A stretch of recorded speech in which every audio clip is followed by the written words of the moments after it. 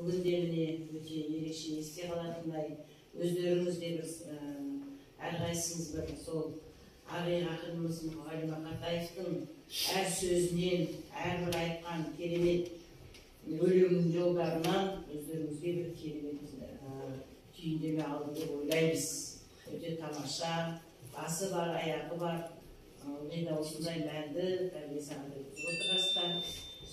Сынып жетекшілеріміз, Дария апайларымыз қаншама мақтауға тұрарлықтай сонау республика көлемінде өзінің еңбегімен, білімділігімен, өнерімен барлығын танытып жүрген ұстазымыздан сіздер білім алып жатқандарыңызды мақтан тұтыңыздар.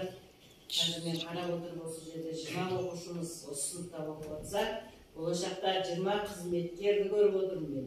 Болашақта 20 грант иесін көріп отырмын. Ағайық ақынымыздың өлеңдерін дәріптей беріңіздер, одан жаман болмайсыздар. Өте тамаша болды. Керемет әсер